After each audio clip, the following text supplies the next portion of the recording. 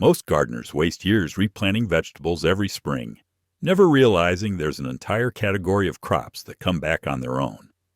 After 3 decades of growing food, I've discovered perennial vegetables that work just like fruit trees, producing harvests year after year from a single planting. Today, you'll learn about 30 remarkable perennial vegetables that return reliably each season, from cold, hardy classics to tropical treasures. We'll even explore surprising options like watercress that transforms into a permanent water garden crop. Plus, I'll share that bonus tip about perennial vegetables that completely changes how you'll plan your garden beds. The first perennial vegetable that deserves a permanent spot in your garden is sea kale. This remarkable plant thrives in zones 4 through 9, and the lily-white variety produces tender shoots that taste like a cross between asparagus and broccoli. What makes sea kale special is its incredible durability and deep taproot system that allows it to survive harsh winters and drought conditions alike. Each spring, the plant sends up blanched shoots that are considered a delicacy in European gardens. You can harvest these tender shoots for about 6 weeks, then let the plant grow its silvery blue leaves that look ornamental enough for landscape beds. Once established after the first 2 years, a single sea kale plant can produce for 20 years or more. The second plant worth adding to your perennial collection is garlic chives. Growing beautifully in zones 4 through 9, the giant Siberian variety forms impressive clumps that expand naturally each year. Unlike regular chives, garlic chives offer that mild garlic flavor without needing to dig up bulbs, and they produce edible white flowers that attract beneficial insects to your garden. These hardy perennials tolerate poor soil, partial shade, and even occasional drought once their root systems develop. You can harvest the flat leaves continuously from spring through fall, cutting them about an inch above ground level to encourage fresh growth. The plants multiply through both seeds and underground rhizomes, creating larger patches over time. Many gardeners appreciate how garlic chives naturally repel aphids and Japanese beetles from nearby plants. The third vegetable on our list is the walking onion, also called Egyptian onion. Hardy in zones 3 through 10, the heirloom topset variety creates a fascinating display as it literally walks across your garden bed. Instead of producing traditional flower heads, these onions form clusters of small bulbils at the top of their stalks, which eventually bend over and plant themselves in the soil nearby. You get 3 different harvests from walking onions throughout the season. The green shoots provide scallion flavor in early spring. The underground bulbs can be harvested like shallots in summer, and those curious top sets offer pearl onion-sized treats in late summer. Once you plant walking onions, they'll spread gradually without becoming invasive, creating a self-sustaining patch that requires virtually no maintenance beyond occasional thinning. Now, if you're finding this video helpful so far, I'd really appreciate it if you'd hit that like button and subscribe to the channel. It helps this video reach more gardeners like yourself who would also find this information helpful. All right, let's continue. The fourth perennial vegetable that belongs in every cold climate garden is rhubarb. Thriving in zones 3 through 8, the Victoria variety produces those famously tart stalks that make exceptional pies and preserves.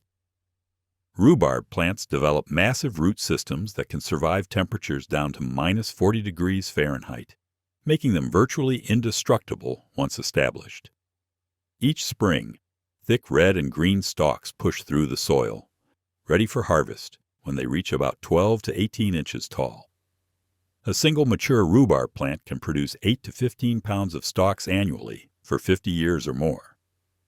You should avoid harvesting during the first year to let the roots establish, then harvest lightly in year 2 before taking full harvest from year 3 onward. Remember that only the stalks are edible, as the leaves contain toxic levels of oxalic acid that you'll want to compost instead. The fifth plant that deserves consideration is French sorrel. Growing successfully in zones 3 through 9, the de Belleville variety offers tangy, lemony leaves that add brightness to salads and soups. Sorrel establishes quickly from seed or division, forming clumps of arrow-shaped leaves that return reliably each spring. This underappreciated perennial produces tender leaves from early spring through late fall, with the best flavor coming from young leaves harvested before the plant flowers. You can cut the entire plant back to about 2 inches several times per season to encourage fresh, tender growth. Sorrel tolerates partial shade better than most vegetables, making it perfect for gardens with less than ideal sun exposure.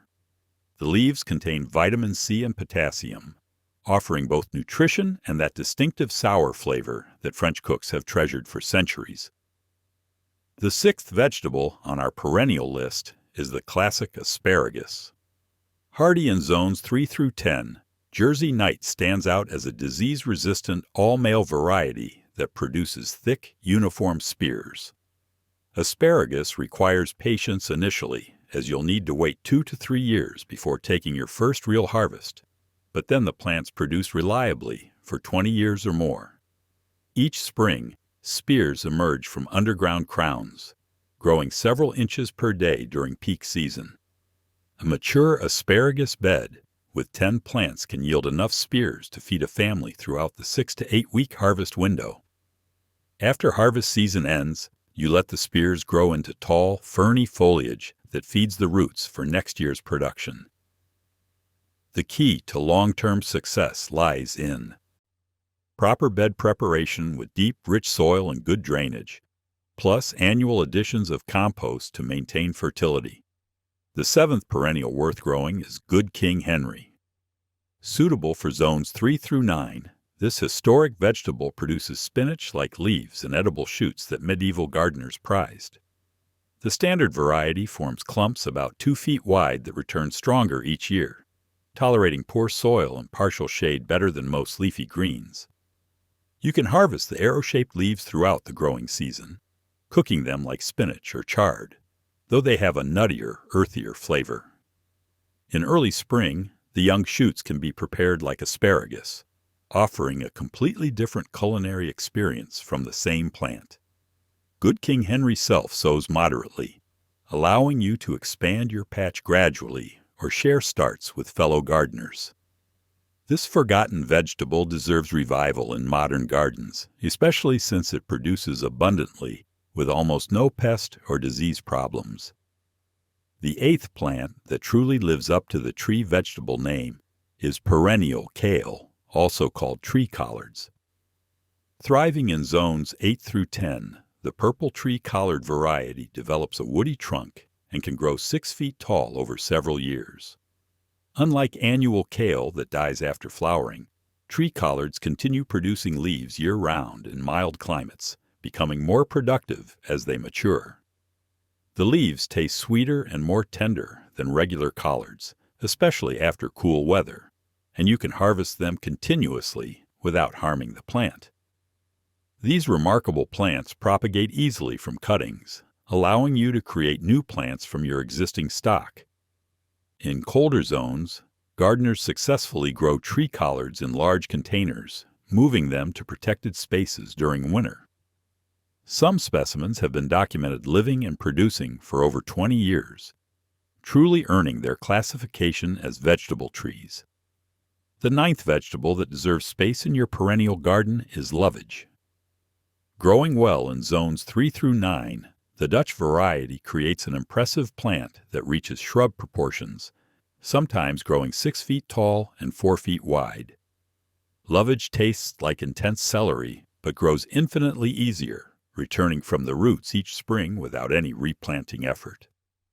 Every part of this plant offers culinary value, from the celery-flavored leaves and stems to the seeds that work like celery seed in pickling recipes. You can harvest leaves continuously from spring through fall, using them fresh in salads or dried for winter soups and stews. The hollow stems make excellent biodegradable straws for garden party beverages. Once established, lovage proves nearly indestructible, tolerating poor soil, partial shade, and neglect while still producing abundant harvests that one plant usually satisfies an entire family's needs. The 10th addition to our perennial list is horseradish. Thriving in zones 3 through 9, the big top variety produces those pungent roots that add fire to sauces and condiments. Horseradish establishes so vigorously that many gardeners plant it in buried containers to prevent spreading. Though this enthusiasm for growth means you'll never lack for harvest. The roots can be dug any time the ground isn't frozen, but fall harvest after frost provides the strongest flavor. Fresh grated horseradish root offers incomparable heat and flavor compared to store-bought versions that lose potency quickly. The large leaves, while not typically eaten, indicate where roots grow below and can be composted to add minerals back to your soil. A single plant produces enough roots for most families, and any root pieces left in the ground will sprout new plants, ensuring your horseradish patch persists indefinitely. Another excellent perennial choice is the ostrich fern, which produces those coveted fiddleheads. Hardy in zones 3 through 7, Mateuccia struthiopteris creates spreading colonies that return larger each spring. These ferns produce the edible fiddleheads that restaurants charge premium prices for, emerging tightly coiled in early spring before any other vegetables are ready. You can harvest about half the fiddleheads from each crown, leaving the rest to develop into the tall, graceful fronds that feed the roots. The harvest window lasts only about 2 weeks, but the concentrated spring delicacy makes the wait worthwhile. Fiddleheads taste like a combination of asparagus and green beans with a slightly nutty undertone. These ferns prefer partial shade and moist soil, making them perfect for those challenging garden spots where sun-loving vegetables struggle.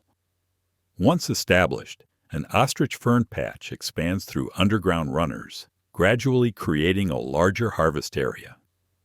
The 13th vegetable on our list is the perennial leek, with elephant garlic being a prime example. Growing in zones 6 through 10, the Catawissa type multiplies yearly, forming clusters of mild-flavored bulbs that taste less harsh than regular garlic. Despite its name, elephant garlic is actually a perennial leek that forms huge bulbs, sometimes weighing over a pound each. The mild flavor makes it perfect for gardeners who find regular garlic too strong, and the giant cloves are easy to peel and prepare. Each planted clove produces a large bulb, plus several smaller bulblets that can be replanted to expand your patch. The tall flower stalks, called scapes, should be cut to direct energy into bulb formation, and these scapes are edible too, offering a mild garlic flavor for stir-fries. Even in colder zones outside its typical range, elephant garlic often survives with heavy mulching. The 14th perennial vegetable that offers unique possibilities is wasabi.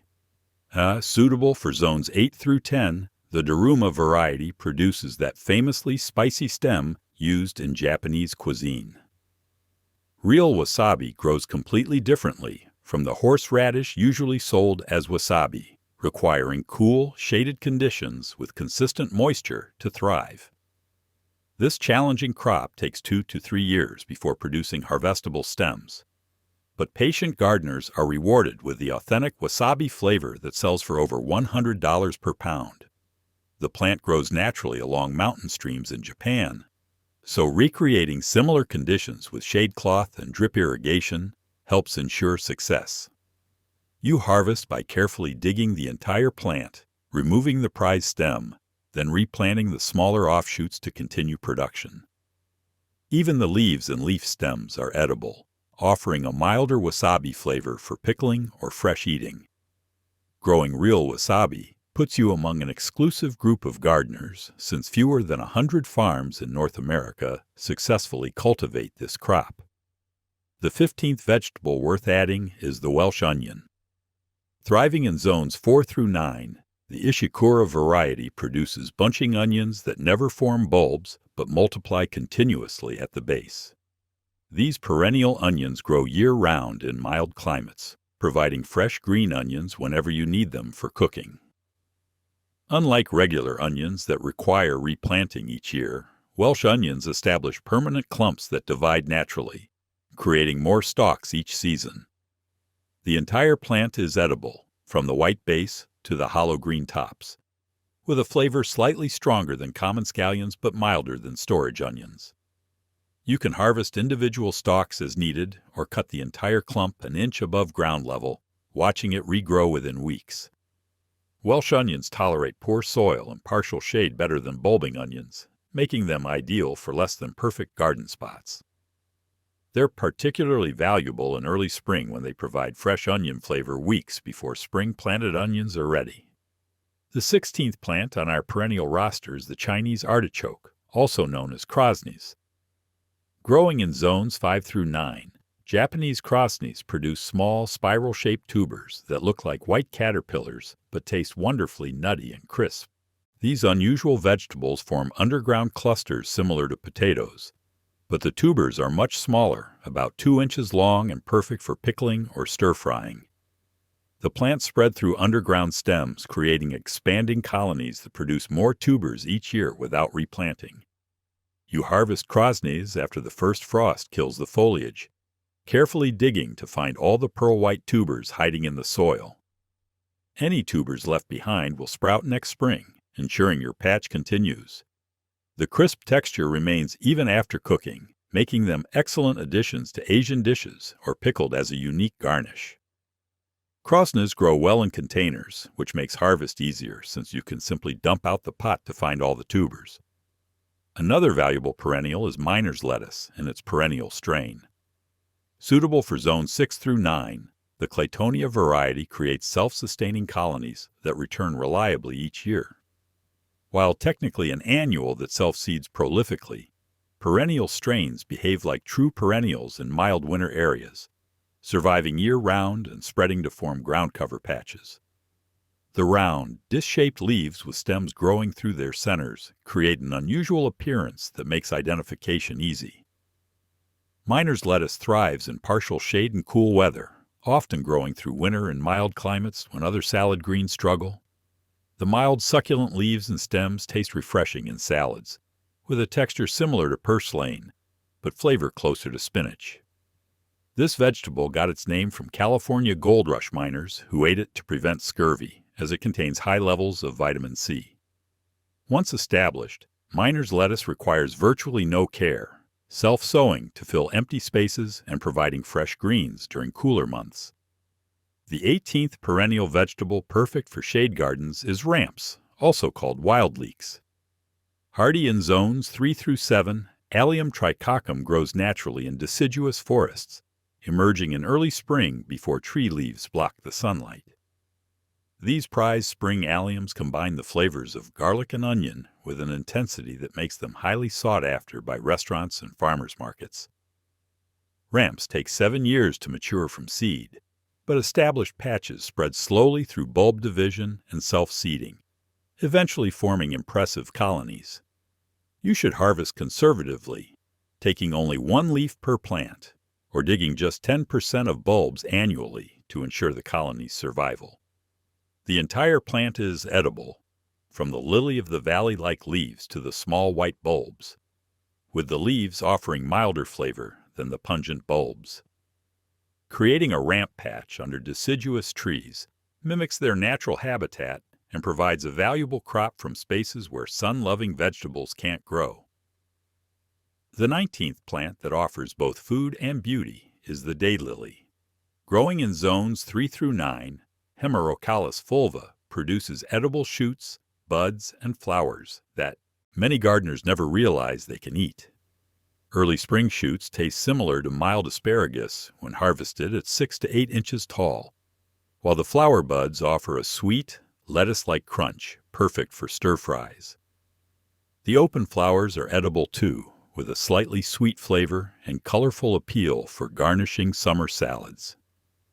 Daylilies spread through underground rhizomes, gradually forming larger clumps that produce more food each year without becoming invasive. These tough perennials tolerate drought, poor soil, and neglect while still blooming prolifically, making them ideal for beginning gardeners or those with mobility limitations. You can divide established clumps every few years to expand your edible landscape or share with fellow gardeners. Many people already grow daylilies for ornamental purposes, never knowing they're walking past a legitimate food source. The 20th vegetable worth exploring is skirret. Hardy in zones 4 through 9, heirloom skirret produces clusters of sweet white roots that taste like a cross between parsnips and carrots. This forgotten medieval vegetable deserves revival in modern gardens, as each plant produces multiple finger-sized roots from a permanent crown that returns yearly. You harvest skirret roots in fall after frost sweetens them, carefully digging around the crown to remove individual roots while leaving the center intact for next year's growth. The roots store well in cool, humid conditions, or can be left in the ground with mulch protection for fresh winter harvesting. Skirret tolerates partial shade and moist soil better than most root vegetables, making it suitable for less than ideal garden locations. Once established, a skirret plant can produce for decades, with older crowns yielding more roots each year. The delicate white flowers attract beneficial insects, adding ornamental value to this productive perennial. The 21st perennial on our list is yacon. Thriving in zones 7 through 10, the Meadow variety produces sweet, crunchy tubers that taste like a cross between apple and watermelon. These South American relatives of sunflowers form two types of underground structures, eating tubers and smaller propagation rhizomes that ensure next year's crop. Yacon tubers are unique because they become sweeter after harvest, as enzymes convert their inulin content into simple sugars during storage. The crisp tubers can be eaten raw in salads, offering a refreshing crunch with natural sweetness that doesn't spike blood sugar like other sweet vegetables. In colder zones, gardeners dig the propagation rhizomes before hard frost, storing them like dahlias for spring replanting. Each plant can produce 10 to 20 pounds of tubers, making yacon incredibly productive for the space it occupies. The large fuzzy leaves and yellow sunflower-like blooms add tropical appeal to gardens, while producing this valuable food crop. The next vegetable that becomes perennial in warm climates is the sweet potato. In zones 9 through 11, varieties like Beauregard grow as perennial vines, producing tubers continuously without replanting. Unlike northern gardens where sweet potatoes are grown as annuals, frost-free regions allow the vines to persist year-round, developing extensive root systems that yield larger harvests over time. You can harvest tubers as needed by carefully digging sections of the patch, leaving other areas to continue growing. The ornamental heart-shaped leaves and spreading vines make sweet potatoes attractive ground covers for edible landscapes. Even the young leaves and growing tips are edible, cooked like spinach in many Asian cuisines. In marginal zones, heavily mulching the crown area sometimes allows roots to survive winter and resprout in spring. Container growing also works well, letting you move plants to protected areas during cold snaps. Perennial sweet potatoes eliminate the need for purchasing slips each year, saving money while providing continuous harvests. Another warm climate perennial is Malabar spinach, which self-returns reliably in zones 9 through 11. The red stem variety creates stunning ornamental vines with thick succulent leaves that thrive in heat when regular spinach bolts. This tropical vine grows rapidly, climbing 10 feet or more in a single season, while producing glossy leaves continuously for harvest. The leaves have a slightly mucilaginous texture similar to okra, making them excellent thickeners for soups and stews, beyond their use as a spinach substitute. In frost-free areas, Malabar spinach develops woody stems at the base, becoming a true perennial that regrows from the roots each spring. The plant produces small purple berries that self-sow readily, ensuring new plants even if the parent doesn't survive occasional cold snaps. The red-stemmed variety adds ornamental value with its burgundy vines and stems contrasting against the deep green leaves. You can harvest leaves and stem tips weekly during the growing season without harming the plant's vigor.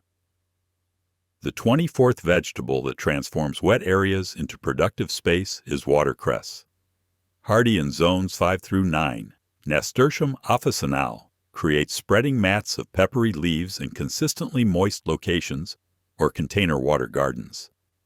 This aquatic perennial thrives in moving water, but adapts to containers with frequent water changes, producing vitamin-rich greens year-round in mild climates.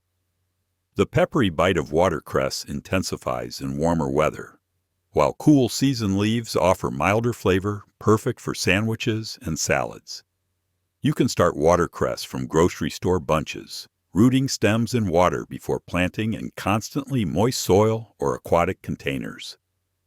Once established, watercress spreads through rooting stems, creating larger patches that provide continuous harvest by cutting stems just above the waterline.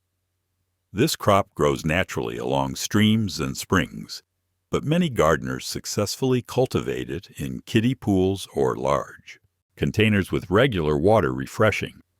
The small white flowers attract beneficial insects, though removing them encourages leafier growth for harvest. The 25th plant worth considering is tarwi, also called Andean lupin. In zones 9 through 11, Lupinus mutabilis grows as a perennial legume, producing protein-rich beans while improving soil nitrogen levels. This South American crop develops beautiful purple and white flowers reminiscent of ornamental lupins, followed by pods containing flat, round beans, with protein content rivaling soybeans. Traditional preparation requires soaking to remove bitter alkaloids, but the nutritional payoff makes the effort worthwhile for gardeners seeking complete protein sources. Tarwi tolerates poor, acidic soils where other legumes struggle, actually preferring challenging growing conditions that would stress most vegetables. The deep taproot helps the plant survive dry periods while mining nutrients from deep soil layers. In its native Andes, tarwi grows at high altitudes with intense sun and cool nights, conditions you can partially recreate with afternoon shade in hot climates. Each plant produces multiple stalks of pods, yielding substantially more than annual beans while requiring less water and fertilizer. The 26th perennial vegetable that truly grows like a tree is cassava. Thriving in zones 9 through 11, both bitter and sweet types form woody shrubs that produce starchy roots essential to tropical diets worldwide. Cassava propagates from stem cuttings stuck directly in the ground, developing into 6 to 10-foot plants with attractive palmate leaves. The roots can be harvested after 8 months but become larger and more numerous when left for a full year or more. Sweet cassava varieties can be prepared like potatoes, while bitter types require processing to remove toxic compounds but yield valuable tapioca starch. This drought-tolerant crop survives in poor soils where other vegetables fail, making it incredibly valuable for food security in challenging climates. Once established, cassava requires virtually no care beyond occasional harvesting, with stem cuttings from harvest providing endless propagation material. The young leaves are also edible when cooked, providing additional nutrition from the same plant that produces filling root harvests. Another tropical perennial worth growing is taro. Suitable for zones 8 through 11, the bun-long variety produces both edible corms and nutritious leaves in wet, warm conditions. Taro grows naturally in swampy areas, making it perfect for rain gardens or consistently moist spots where other vegetables would develop root rot. The starchy corms taste nutty and slightly sweet when cooked, serving as a potato substitute in tropical cuisines, while the large elephant ear leaves can be cooked like collard greens. Each plant produces a main corm surrounded by smaller cormels, all edible and replantable to expand your patch. In colder zones, gardeners successfully grow taro in containers or water gardens, bringing them indoors before frost or harvesting and storing corms like dahlia tubers. The impressive tropical foliage adds dramatic landscape appeal, making taro an excellent choice for edible landscaping. Mature plants can yield 5 to 10 pounds of corms, plus continuous leaf harvest throughout the growing season, providing substantial food from moisture-loving areas. The 28th vegetable that produces like a perennial shrub is katuk, also called sweetleaf bush. Growing in zones 9 through 11, the star gooseberry leaf variety forms woody shrubs reaching 6 feet tall, covered in tender, nutritious leaves. Katuk leaves contain exceptional levels of protein and vitamins, tasting like fresh peas when eaten raw in small quantities or nutty when cooked. This fast-growing shrub produces new growth continuously in warm climates, allowing weekly harvests of shoot tips and young leaves without depleting the plant. Katuk propagates easily from cuttings, quickly establishing new plants that begin producing harvestable leaves within months. The plant tolerates partial shade and various soil types, though rich, moist soil increases production significantly. In tropical food forests, katuk serves as an understory crop, producing food in the filtered light beneath taller trees. Regular pruning keeps plants bushy and productive while providing continuous harvests.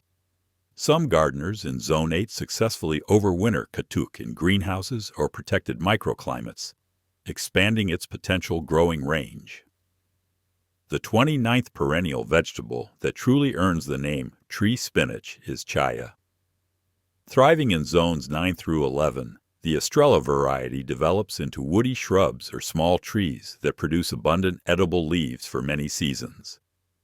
Native to Mexico's Yucatan Peninsula, chaya provides more nutrition per serving than almost any other leafy green, containing high levels of protein, vitamins, and minerals.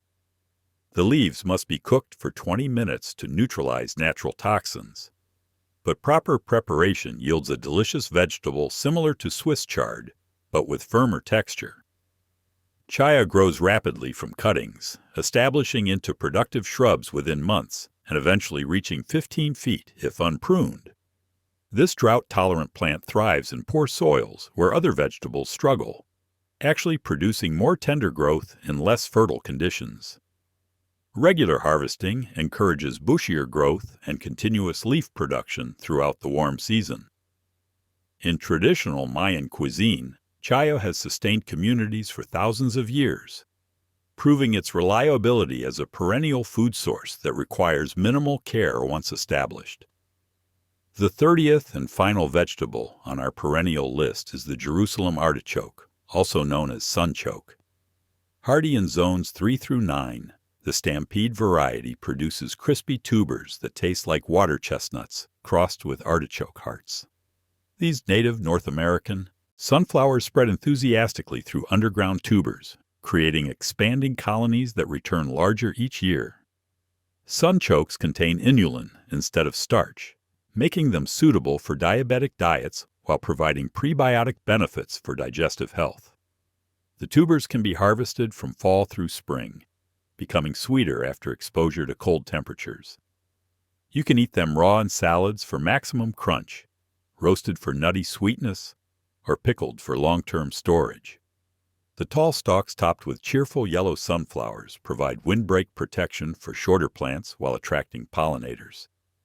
Many gardeners plant sunchokes along property borders where their spreading nature creates a permanent food hedge. A small patch quickly becomes a reliable food source, producing 10 to 15 pounds per plant once established, ensuring you'll never lack for harvest.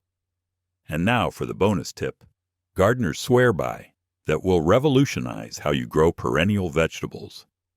The secret is to create what I call succession zones in your perennial beds, planting early, mid, and late season producers together in the same space. For example, plant ramps or miner's lettuce under asparagus, as they'll finish their growth cycle just as the asparagus fronds expand to shade the ground. Then add good King Henry or sorrel around the edges, where they'll get partial shade during summer's heat. This layering technique mimics natural forest gardens where plants occupy different niches throughout the season. You can even include climbing perennials like Malabar spinach on trellises above ground-level crops, maximizing your harvest from every square foot. The key is understanding each plant's growth timeline and space requirements, then puzzling them together like a three-dimensional jigsaw. This approach transforms a simple perennial bed into a self-sustaining food system that produces something edible from early spring through late fall, with minimal work after the initial establishment period. Thanks for sticking with me through the entire video. If you found this helpful, give it a like, subscribe for more gardening tips, and check out our other videos on growing a better garden.